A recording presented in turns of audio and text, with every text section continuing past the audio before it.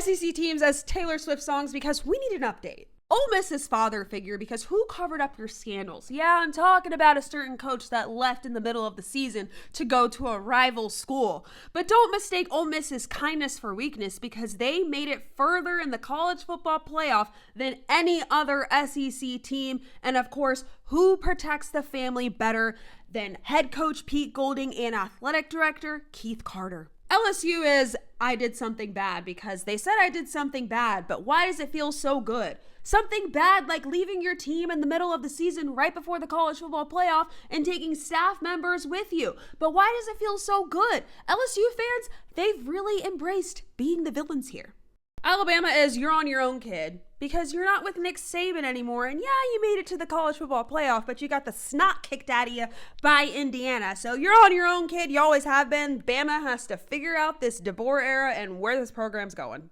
Florida is right where you left me because they are still stuck at the restaurant. They are still stuck in the Tim Tebow days. Well, in that era, they didn't lose to schools like South Florida.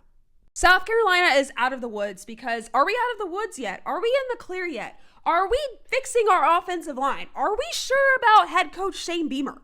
Arkansas is, I can fix him. No, really, I can because Arkansas fans are in a toxic relationship with their sports teams. Their coach, Sam Pittman, got fired this year. Their offensive coordinator, Bobby Petrino, became the interim, and he has a very messy past at Arkansas. But Arkansas fans just get sucked back in every single time. Georgia is long-lived because long live the Kirby Smart era. They're having the time of their lives, winning SEC championships and making runs in the college football playoff.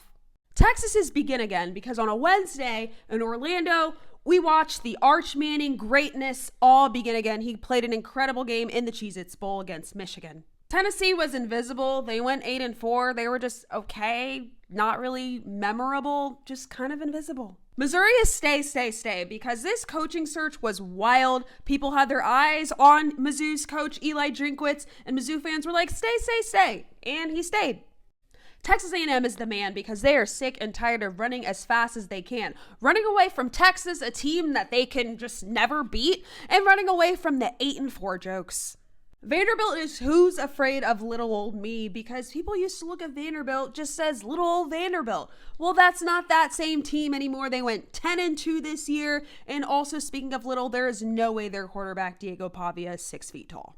Oklahoma is Opalite because they were sleepless in the Onyx night. They had a tough schedule. People thought that their coach Brent Venables was a dead man walking, but now the sky is Opalite. They made it to the college football playoff. Auburn is the story of us because the story of Auburn this year is looking like a tragedy now. They fired their coach, Hugh Freeze, and it seems like every player transferred away from this program when they hired their new coach, Alex Golesh.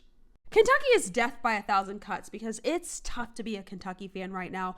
Their freshman quarterback, who is a rising star and Kentucky native, Cutter Boley, he transferred to Arizona State. The Wildcats also fired their head coach, Mark Stoops, this season.